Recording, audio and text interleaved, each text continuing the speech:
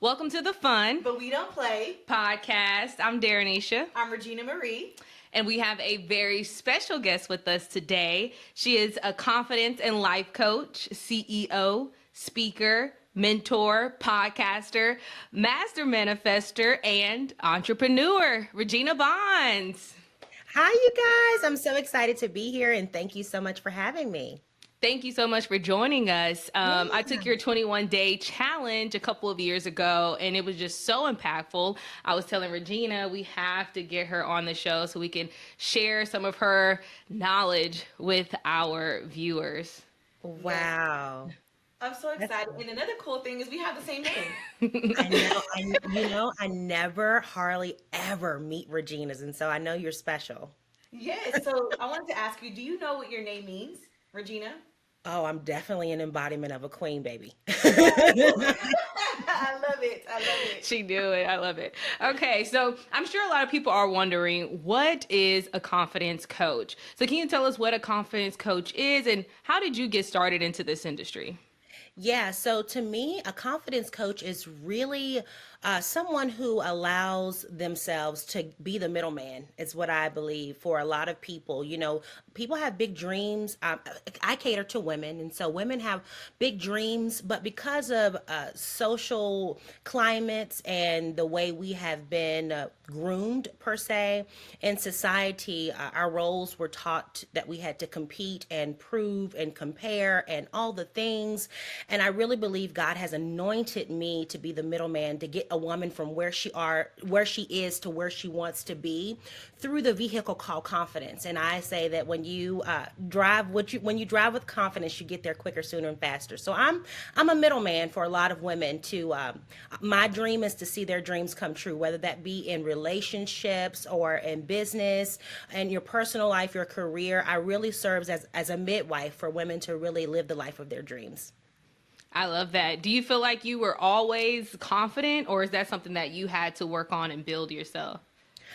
Well, it goes back to honestly my name. I feel like, we are a living embodiment of our names, whether we know what they mean or not. And so I've always felt internally like there was something special about me. I've always had, before I got into coaching, so my dad's a pastor. I come from a long lineage of preachers. And so I've always had to be in front of a crowd.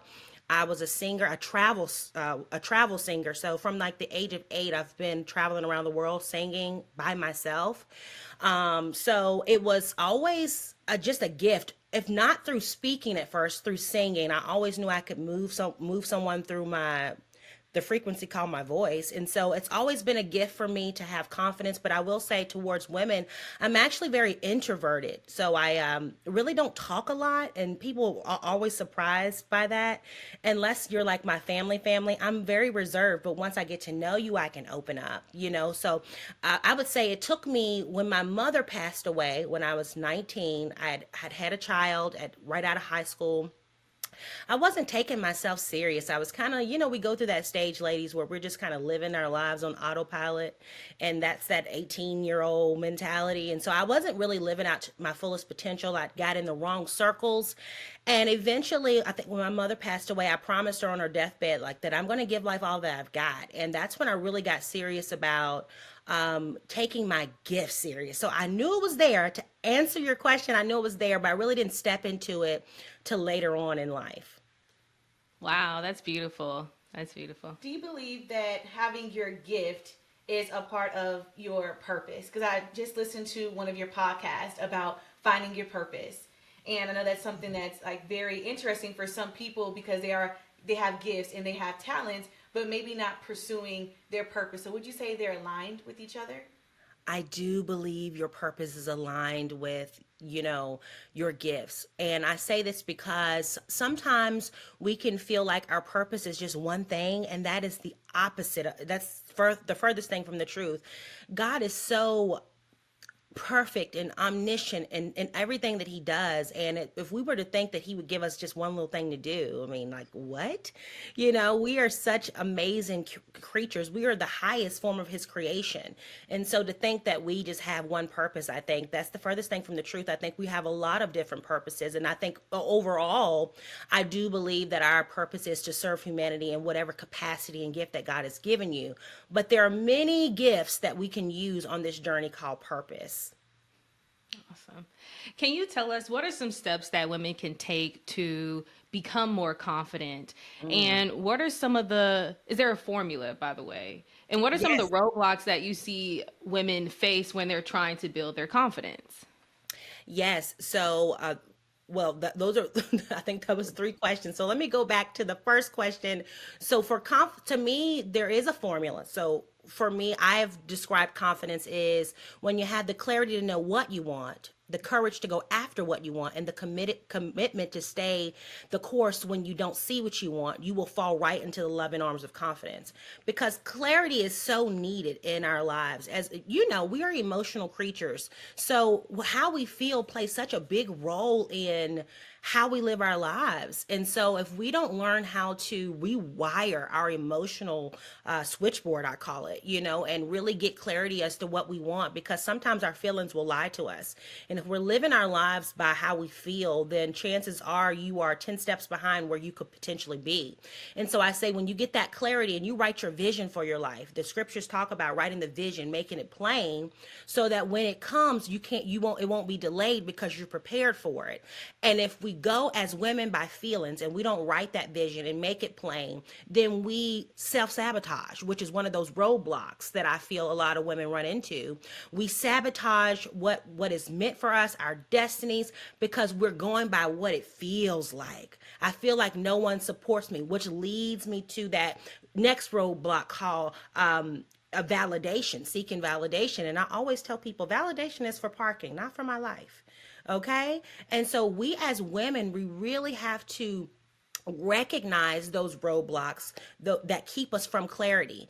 And that's why when you feel good, and you're doing your best to look your best, you feel your best, write the vision in those places so that when you are getting up every day, you can go look at that vision and say, I can't waddle in sadness today. I've got a vision. I've got to work towards this. And so to me, that confidence formula that I created is really a solid foundation for women to be able to build their confidence and work on it, because it's like going in the gym and working out your muscles. You don't go in there one time and expect triceps and biceps. You got to work on it every day. Right. And so as long as you have your confidence toolbox, and I can talk about a few of the things that I put in my confidence toolbox to really help you elevate and become the best version of yourself, I think you will walk in confidence and believe in yourself like never before. But those roadblocks, going back to that, how many times can you and all of us say that we have, felt like we've sabotaged some things in our lives, whether that be relationships or friendships or career choices, because we didn't see ourselves as worthy, right? Or we had imposter syndrome. We worked our butt off to get here, but all of a sudden now I feel like I'm an imposter, or I don't belong here, so I got to shrink myself. We all face that. And if you're not taking care of yourself and nurturing your confidence every day, you're going to fall into those self-sabotaging characteristics often, and you're going to be seeking that outside validation. So I always say, when you learn to go within, you'll never be without. It all starts with you. It all starts with you. I love that. This is a big one for me. Do you think is there a misconception that you can't, be godly as well as be a manifester? I know you bring the two together. So how do you make the two work in tangent? Because I know sometimes people say, like, you got to ask God if this is something for me, if this is something that he wants me to have. But we're also, doing these things to make what we want come into fruition. Well, here's the thing. I'm going to do two things with this, because I feel like some of those things that are said are come from super religious people, and I come from a very religious background, so I know the difference between a relationship with God and being religious. We have that side of the world who's like, manifestation, that's not the will of God, those things. And so I will say to that, I would consider myself to be at a master level spiritually. I'm on one side, I know the scripture up and down, back and forth, every scripture. I've read that Bible back and forth. I know it all. Yeah, that's what I was raised in. But at the same time, I feel as though I have developed such a relationship with God that when I am in his will, there's no way, ladies, that we can be outside of the will of God.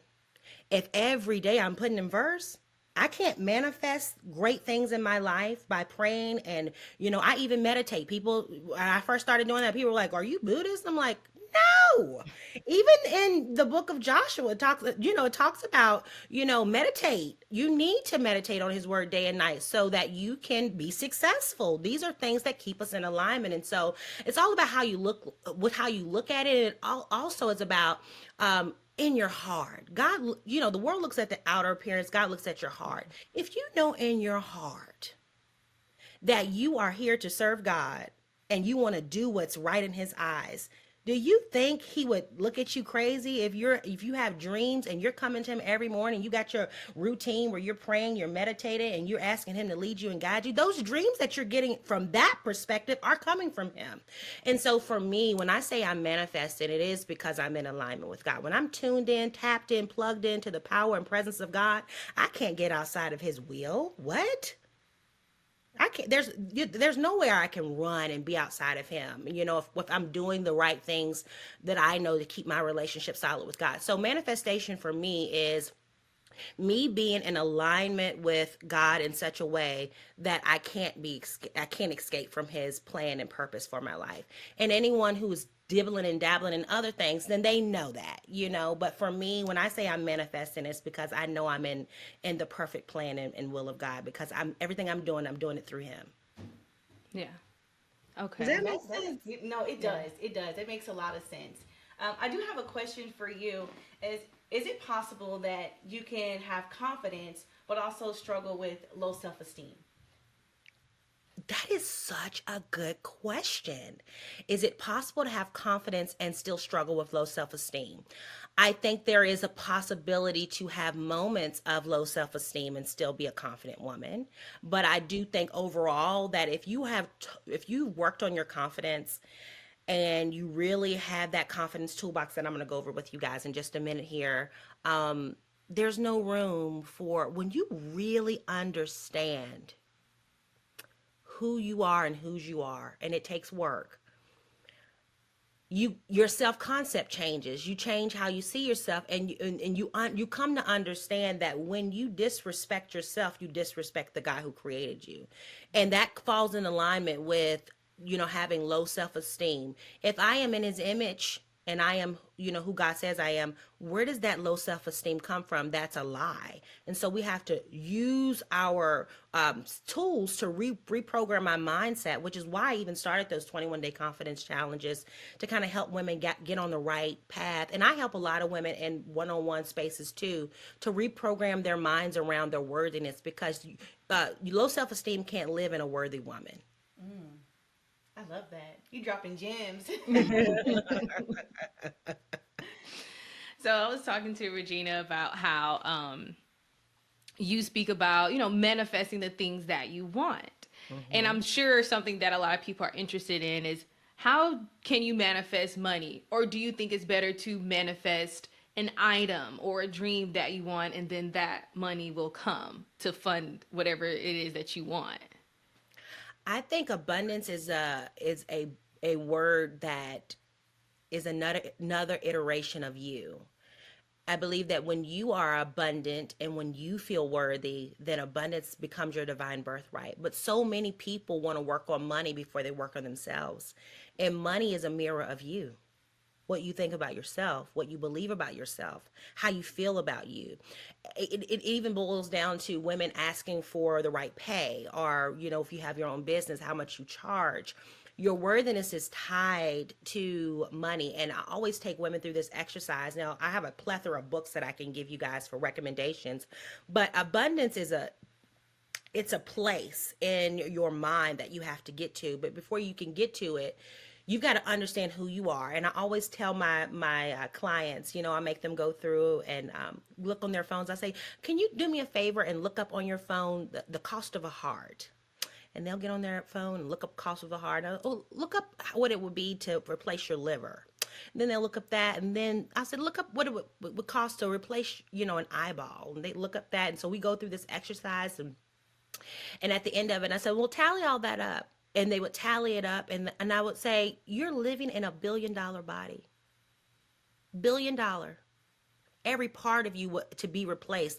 The heart alone, millions. I mean, it's if you guys get time, and I think if we get the perspective on who we are, even in our physical sense, and that's the smallest part of us, because spiritually we're so much bigger than that. But even in our physical sense, we're living in a $1 billion body. When we get the right perspective about us, then we will begin to feel worthy of receiving money, worthy of receiving abundance. And so it's all about going back to you. And so to manifest more money and more abundance, I think a person has to really take the trash out of themselves. Get rid of that stinking thinking around their worth. I just, those, what you're saying about money, or how you feel about money, or I just need a little bit, or no, we have to change our concept of what we think about money, because when we do, money likes to be in a place where it feels accepted. And if you're always like, I just need a little bit to get by, money's like, okay, all right, I'll give you a little bit to get by. But when you're like, I deserve this, money is my divine birthright. Everything that I do, everything that I am, it is a demonstration of even more abundance flowing in my life freely. I'm a giver. I love to give. Money loves a giver. So you got to change yourself so that money is able to welcome itself in an environment where it feels like it can flow freely. If you got your hands tight, it's not going to flow. But if you are freely to give, freely to receive, and you don't hoard it, and you don't feel like it's like this thing that's magical, and you just accept it for what it is, then you can manifest more money than you could ever imagine. But it's all based upon how you look at it and how you view it. Are you the master of it, or is it the master of you? I feel like you're really good at that. Yes. You're a big giver. So when you say you pretty much self-reflect and get the trash out, I do feel like in this season of my life, I've been more intentional with my relationship with God. And just from hearing you, it definitely sounds like you are a believer. And for a long journey of my life, I do feel as if it was more of a poverty mentality that I had. Even though I was a giver, even though I would pay my tithes, it was a struggle, especially as a single mom. And I'm entering a season of an abundance and overflow. And at moments, I don't know if it's the enemy that is making me feel like I'm not deserving of it, but the abundance of the new home that I have, the new car that I have, and it's all coming at once. It's like, wow, like I know I deserve it because I am God's child, and He said that I will live an abundant life, but at moments I'm like, wow, I can't believe I'm actually living in what I prayed for and what I manifested. Yeah, that's so powerful.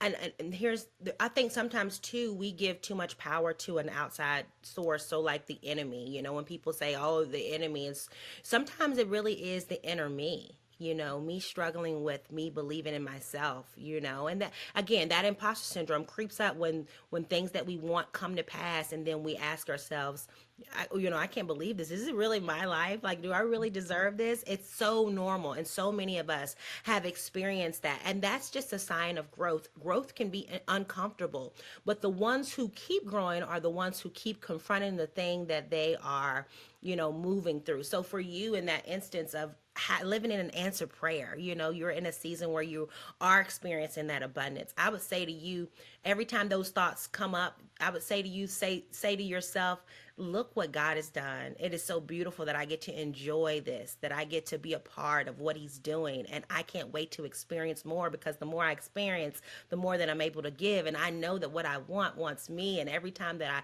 open myself up to receive, God is always pouring His love, His blessings. And the more He pours on me, the more I'm going to pour on others. Just to kind of we got to learn as women to talk back to ourselves. when those negative emotions and things rise, we got to talk back. Use words to, I always say your word is your wand. When you speak things, just like God spoke in the beginning and everything was established, when you speak something, it goes out and accomplishes that which you sent it to do. And so when we feel those negative emotions, don't be afraid to talk back. I don't care how crazy you look. I don't care if you got to say it out loud, talk back to yourself. No, I will not accept that. I reject that. I don't accept me saying that to myself. In fact, I'm going to go ahead in this moment and thank God for all that I have and all that's coming. Like we got to talk back to it. Yeah, that's great advice. Would you say, well, I will say when we were doing the 21 day challenge, we started every session with affirmations. Hmm. Do you think that's important on your confidence journey to do those daily affirmations? Absolutely. I feel as though there's levels to this. So like I would say for a woman who's gone through my 21-day confidence challenges several times and now they're um just like with anything, I would consider myself to have a doctorate degree in confidence now. But like in the beginning, affirmations are so powerful for a woman who started on her confidence journey because what it does is it reprograms your language. You got to think how you've been talking to yourself all those years. You've been listening. So all the times you said I can't do this, all the times you said I don't think I'm good enough, all the times you said in your mind, not what you necessarily said with your mouth, but in your mind, it really those affirmations serve as a reprogramming tool. So I'd say to any woman who's starting her journey, yes, get you 10, 15 affirmations that you can say to yourself every single day. I created a confidence vow, which is like a mantra that we would say every single day, and it reprograms your language. Then before you know, you start saying stuff like that just out in the middle of the day, like, oh, look, oh, I believe in myself. Like it becomes your language. So affirmation serves as a class of teaching you a new language for yourself. So I truly believe in affirmations and I truly believe in mirror work. There are so many women who say they believe in themselves and they love themselves, but they have a hard time looking in the mirror. And so there's an exercise that I do where, in the beginning when I was really working on myself, and this is personal to, and I hope your audience is women, Yes. because I would get in front of the mirror with nothing on. Okay, naked we came, naked we're gonna leave. I would get in the mirror with nothing on, and I would look at myself in the mirror, and I say, Regina, here are three things that I love about you, and I would pick three things that I love about myself. Even if it was difficult in the beginning, because we can be hard on our bodies, we can. That body image, that self image, that body dysmorphia, all the things that we struggle with as women. And I would just find a way to fall madly in love with the body that God gave me. And I would say three things I love about myself. I would say three things I forgive myself for, and three things I would celebrate myself for. And it really helped me build such a savory relationship with Regina. I mean, and this affects your marriage. This affects how you see other people. When you start to love yourself more, you start to love other people more. You start to give people more grace when you start to give yourself more grace. This is why I say it always starts with you. And so that confidence that I begin to have within myself, it really created a brand new foundation for me to thrive and to see people for their worth and their value and to have more grace and understanding. And that's when I believe my business really took off, is when I began to see myself as beautiful and see myself as worthy without the things, without the makeup, without anything. Everything began to change at that moment. That is so important. It seems like the mindset is a big part of all of this. It's everything. Yeah. Everything we do starts in our mind. And people think, they point to their mind up here, but your mind is not your brain.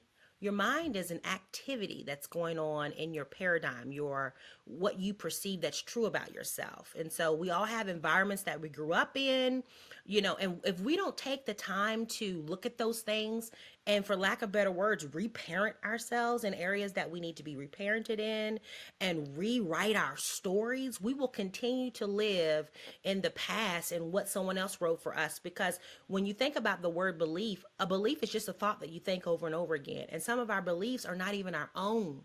It comes from our parents and their parents and their parents' parents. So you got to be willing to do the work and go back, look at that stuff, reparent yourself, create a new story for yourself, and reshape your beliefs about what you believe is true for you.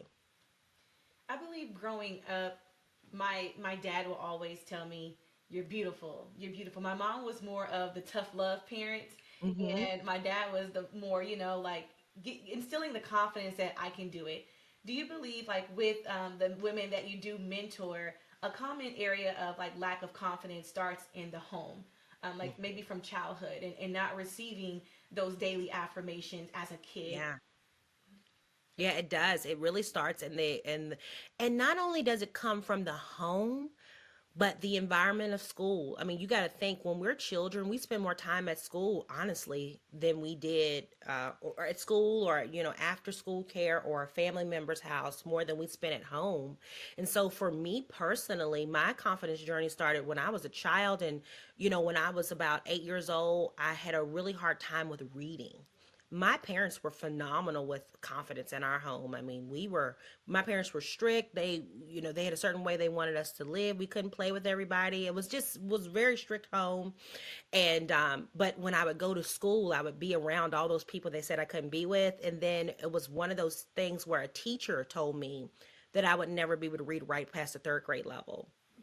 And even when I prayed and prayed and prayed, and my parents did, I don't know if y'all remember Hooked on Phonics back in the day, and they put me in Sylvia Learning Center to kind of help me start to read, and I tried everything that I could, and I did end up passing the test. She came and she said, you passed by the hair of your chinny chin chin. Never did celebrate me, never did, and so it was in those moments. It's in those environments where it's not as safe, where someone could drop a seed in you and you could put on the lens of I'm not good enough and I'll never be good enough. And it'll be the foundation for which everything you do. And for me personally, I went through grade school, middle school, high school thinking like, I'm not going to give my best because I'll never be good enough anyway. Not from my parents. It was from a teacher. Isn't it funny how you can be around people who love you, adore you, tell you all the right things all the time, but that one person can say one thing to you. This is why it's so important for you to have a relationship with yourself. Why we need to teach our little girls to have a relationship with ourselves. Because it was that one person, that one third grade teacher, I still remember her name, Miss Graves, that put that in me, and I lived my life from that lens for so long. And so I say to that, yes, it all starts from those earlier years. And that's why if you're having children or if you're around children, try your best to instill in them a relationship with themselves, loving themselves, and putting those right affirmations in their heart. We're almost done here, but can you just give our audience just a few steps that they can take if they want to start building their confidence? Some quick things that they could do. Absolutely. Yeah, absolutely.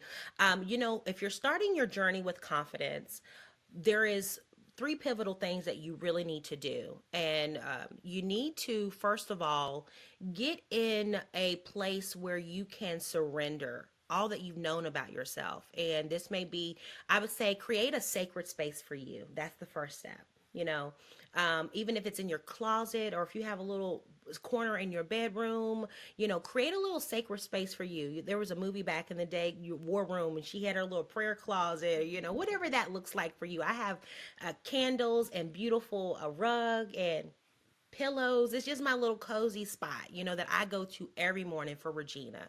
And I say to women who are starting their confidence journey, get you a sacred space where you can create a morning routine, where you can write your affirmations, have your vision for your life that you can read out to yourself, and do your reading and all those things. So create a morning routine with a sacred space. That's number one, because this is going to teach you to study the subject called you. And when you study you, you become a master of you. And when you become a master of you, you can become a master manifester, a master prayer warrior, whatever it looks like for you. I don't want to get tied up on the words there.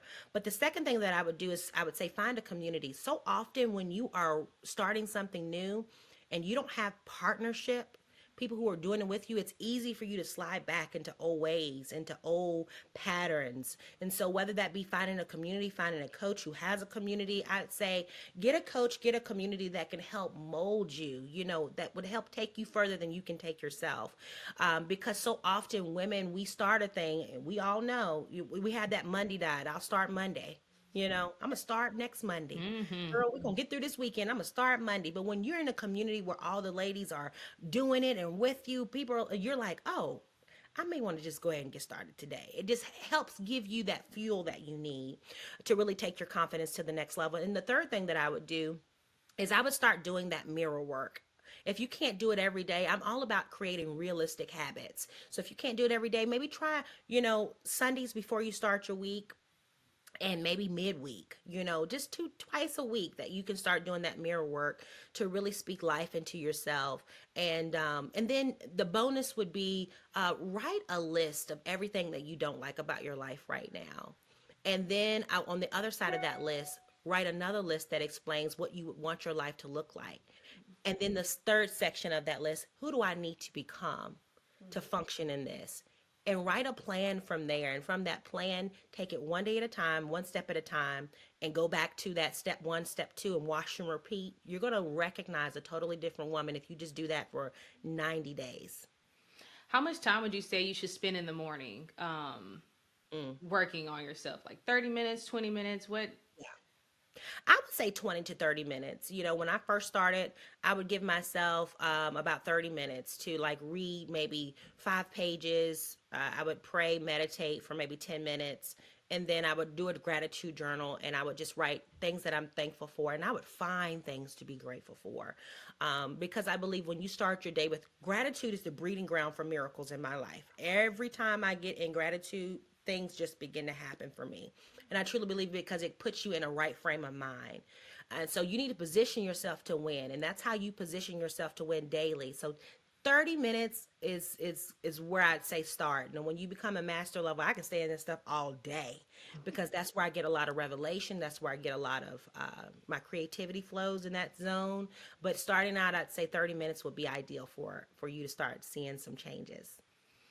Any books come to mind for recommendations for people on this journey who are trying to become better manifestors? Yes. So, Dr. Joe Dispenza, Breaking the Habit of Being Yourself. That's a wonderful book. I love that because one of the things that I believe he does is sometimes people have a hard time. I'm a woo woo person. So you talking to me about spiritual things and I'm all in. But sometimes people need practicality. They need steps. They need to understand. And so he really breaks down psychologically what goes on when we're doing these things. And so Breaking the Habit of Being Yourself by Dr. Joe Dispenza is one of the best books on the market today. If you're struggling with money, I would say, it's a book called Happy Pockets Full of Money. I forgot the author's name, but if you look up Happy Pockets Full of Money, phenomenal book. This book also you can find, if you don't purchase it, you can find it on YouTube and listen to it as well. There's also a book by um, what is his name? Dr. Joseph Murphy called The Power of the Subconscious Mind. Oh my God. If you just get those three books, you're going to experience some massive changes in your mindset, massive changes in your money, and massive changes in how you begin to manifest the things that you want in your life. Awesome. And before we let you go, can you just tell our audience how they can connect with you, where they can find you, and if they want to join any of your courses, where they can get that information to as well? Yeah, I would say the best thing for you to do. I am not that type of person who is afar off, so you don't have to think that you have to be standoffish with me. I get in my inbox just as well as everybody else do. So if you want to rendezvous with me and just talk, just find me on Instagram or Facebook, Regina K Bonds, and I respond to all my messages and DMs. I'm a very personable person. I love people. And so find me on there. Of course, I have my website, reginabonds.com, if you want to go there. But if you really want to talk to me, I would say go to Instagram, Regina K Bonds, or Facebook, Regina K Bonds, and I would love to connect with you. And they can you have your podcast as well, right? That's still going I at this do. You time. guys Yeah. know I haven't recorded a podcast in like a year. I'm going to get back Okay. into I haven't recorded in about a year, but I'm actually doing some new episodes coming out in March, and so we're going to do some episodes in March. And I also got my Unstoppable Confidence Conference. We're going to announce that, and I also launched a new community called the Confidence Sanctuary, which is so sacred to me because women need a safe space. And I am so big on not having a respecter of person. I cannot stand when people put you on, I'm better than you or you're lower than me. Like I just don't, I don't do good with that. But I truly believe women need a safe space to grow their confidence. And so I'm so dedicated to teaching and serving. And so right now I've got this opportunity where they can join and get 1 month free. So they buy 1 month and get another month free. So you basically get 2 months for $111. You can't get a coach for that on the market today. Okay. It's just because I'm very passionate about women and getting them to where they want to be. So I have that going on right now as well, if anybody's interested. I'm absolutely interested. And I know Yeah, that it's our an audience. amazing deal. It's an amazing deal. And again, I'm just going to be honest with you ladies. I have been in some of the largest rooms with some of the biggest coaches, and the level of unsincerity that I see in the coaching space is just heartbreaking to see people taking advantage of people, because people really do need change and they really are seeking change. And I believe that God is raising up a remnant of us who are not in it for the money, but I believe God's going to bless us with the resources we need. I wanted to create a safe space because I'm so tired of people coming to me after they get hoodwinked and bamboozled out of thousands to be a thing, to do a thing. And I wanted them to say, okay, test drive me, so that you know when you're really ready to work with me, that you're ready to make that investment. Because I promise you, when you get in my world, everything about you is going to change. And I'm going to let you do that for pennies on the dollar. Yes, you are the real deal.